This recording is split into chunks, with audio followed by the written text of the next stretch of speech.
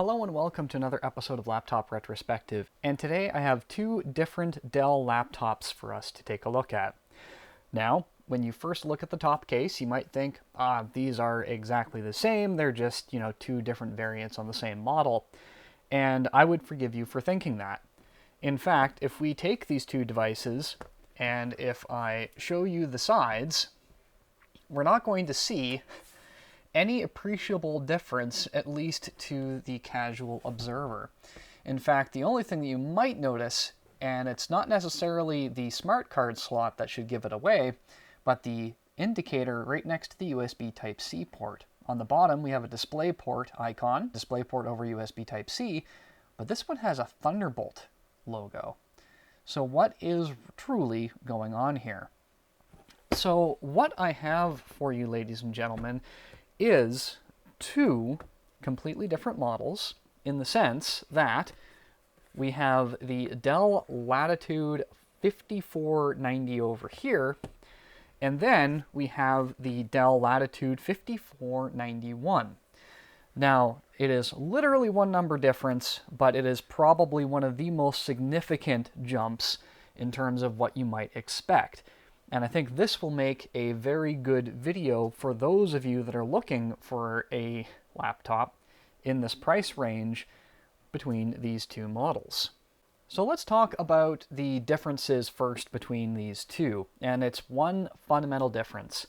The Dell Latitude 5490 comes with U-series processors, whereas the Dell Latitude 5491 actually comes with H-series processors. If you're not too sure what the differences are, let me tell you in very simple terms what separates the two. The H-series is essentially your higher performance, whereas your U-series is your ultra-low power consumption. Your H-series is going to have higher performance, and it's going to have a higher thermal design power, or TDP. So all of the CPUs in the 5491 are 35 watt, whereas all the ones over here in the 5490 are going to be 15. So the power draw is significantly different, and that gives you some advantages. You want better battery life, you go with a U-series. You want more performance, you go with the H. The H does require either a 90 or 130 watt power adapter, and if you want a turbo boost, you need to make sure it's plugged in. Whereas the 5490 can get away with a 65 watt power adapter in most instances. The H-series came in three CPU configurations, the i5-8300H, the i5-8400H, and then the i7-8850H. Those are all running Intel UHD 630 graphics, not 620, or they also came with the GeForce MX130 2GB dedicated GPU. Over here, we had a series of 7th generation as well as 8th generation CPUs, and I'll just list them up there on the screen for your consideration. And the NVIDIA GeForce MX130 was also available, and then depending on which GPU generation you had, it was either the Intel HD 620 or the UHD 620. Both of these machines would take the same type and amount of RAM. They both take either 4 or up to 32 gigabytes of DDR4 RAM. Now here's where things get interesting. On the 5490, if it's a 7th generation CPU, you're going to only clock in at 2133 megahertz. If it's 8th generation, 2400 megahertz, and if you're running the H-series processors, you're going to get that up to 2666 megahertz. So even the RAM is going to be pushed a little bit harder in the H-series. Now, we'll talk screens and other features just for a moment before we get back to specs. I normally do that first.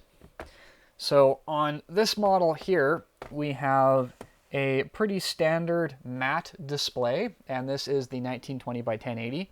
And then over here, we have a exceptionally glossier, as you can tell by the reflection there, 1920 by 1080 touch panel. So that is very, very glossy in compared to the duller 920 by 1080 matte. There was a lower spec version at 1366 by 768, which you probably just want to straight up avoid. In terms of batteries, the 5490 has essentially four choices at your disposal: a 3-cell 42 watt hour, a 3-cell 51, a 4-cell 68, and then a 4-cell 68 long life. 5491 does not have the option of the 42 watt-hour 3-cell. It only gives you the 51, the 68, and the 68 long life. Both of these machines are capable of being equipped with either a 2.5-inch bay SSD or hard disk drive, and both are capable of 2280 SATA or NVMe drives being installed using caddies.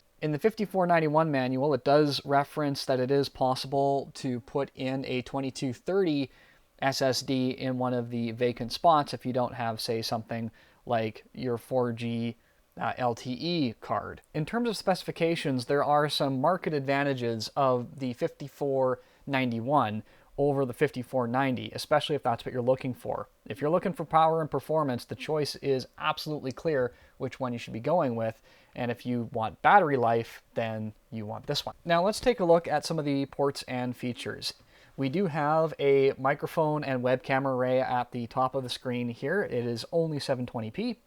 You do have a point stick located on either one, and the buttons for the point stick are not what I would call the best. In my testing, I found that the edge of the button closest to the middle mouse didn't actually register a click. You had to be pretty firmly in the middle.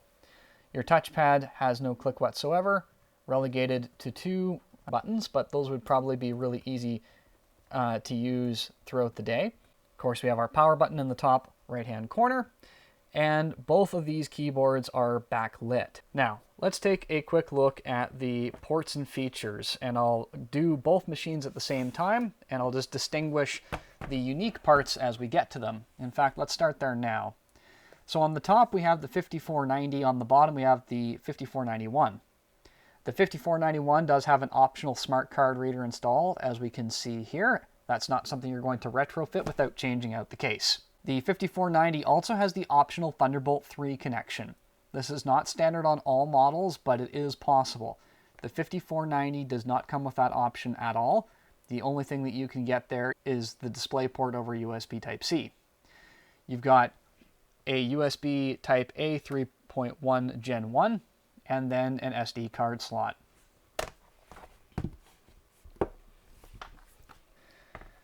On the back of both machines, we do have the power connector, USB 3.1, HDMI 1.4 unless it has the dedicated GPU. So in this case, the 5491 has HDMI 2.0.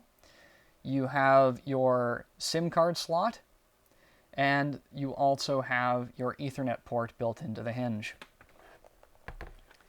Lastly, on this side, we do have our cable lock slot, VGA, USB 3.1 Gen 1 again, and then a headphone microphone combo jack.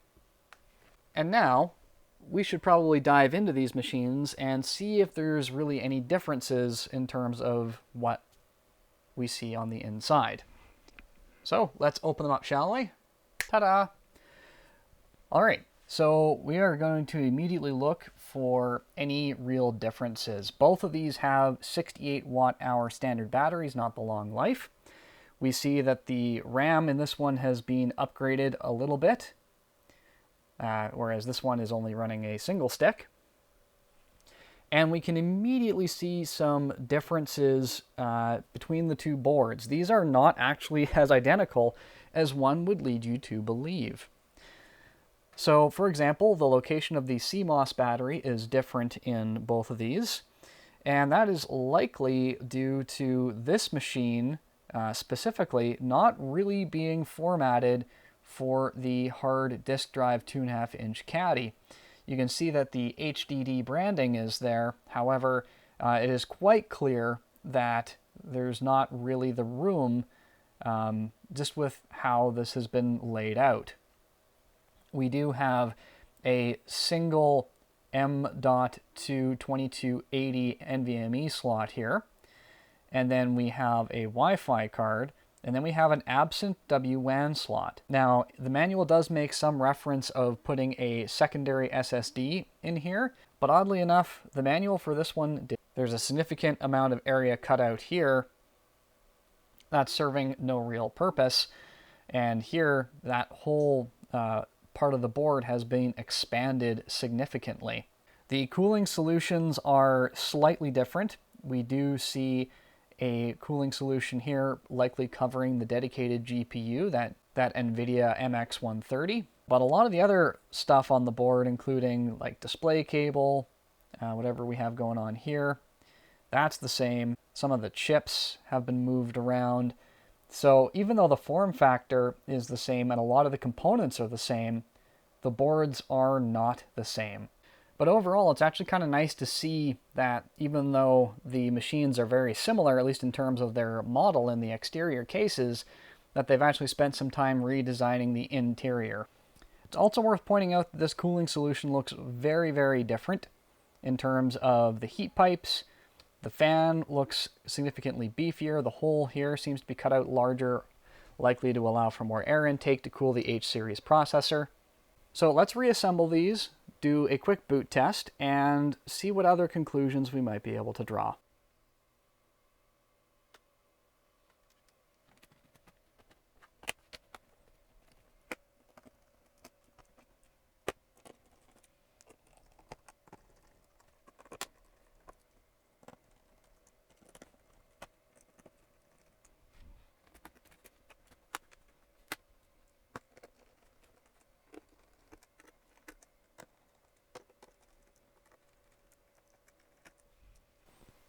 All right, with the covers back on, let's get these things ready for the boot test, and let's have a bit of a race. I know that the RAM is not the same, CPUs aren't the same, so realistically, this isn't a remotely fair test whatsoever, but I've considered fairness, and I decided against it.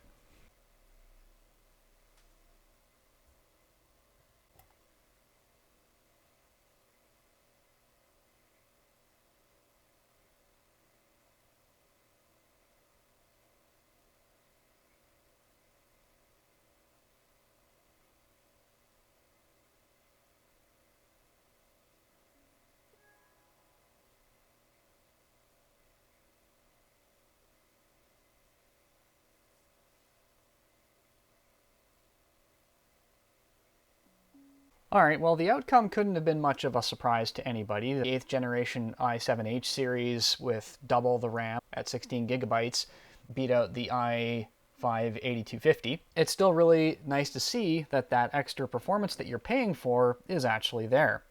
Now let's talk price, because this is fascinating to me. Now these are just coming off of some of their business warranties, so the prices do range rather wildly. The 5490 I've seen anywhere from 170 to 500 US dollars, and that's various configurations, various status of warranty, various resellers, like some are like Dell refurbishers, authorized service centers, and all that. The 5491 is considerably less common, so you don't see as many of them, and they're anywhere from 220 up to and over 500 US dollars. Now, this really depends on what exactly you want your computer to do. But if there is any semblance or any desire, even remotely, for performance, this has to be your choice. There is just absolutely no question about it. The performance is just markedly better, and overall, you're just going to get more bang for your buck. The screen is pretty glossy, and of course, you're going to be paying for all of those extra things with considerably shortened battery life when you compare it against an i5 U series or even an i7 U series with a matte non-touch display. But overall, they're pretty decent little devices if Dell is what's in your area. If you're not looking to invest a lot of money, these can be some pretty decent alternatives. The only thing that kind of holds me back on them, even just a little bit, is that we are talking about a lot of plastics. There isn't a lot of use of, composite materials that might be exceptionally durable. I'm not a huge fan of the keyboard replacement either. It involves taking out the battery, undoing all the ribbon cables underneath the battery, popping this lattice, this plastic lattice off, which is very thin and very flexible. In fact, I did attempt it earlier, and I was able to get it out, and then there's a matter of screws underneath that hold the keyboard down. Now, It's not as bad as having to remove the entire motherboard to do the keyboard replacement, but it's also not super great either. I'm not a huge fan. So which one would you go with? I would love to hear in the comment section down below which one you would ultimately pick. Would you pick battery life or would you pick performance? Anyway, I hope you've enjoyed this very rare opportunity to look side by side at these two machines. If you have any stories or history using either one, I'd love to hear them in the comment section down below. And as always, if you enjoyed this video or found it helpful, please consider doing the big 4 to help the channel grow. Please like the video, share, subscribe, and hit that notification bell so the next time I have the opportunity to do a side-by-side comparison of two machines, you'll be the first to know about it. Thank you so much, and I will see you next time.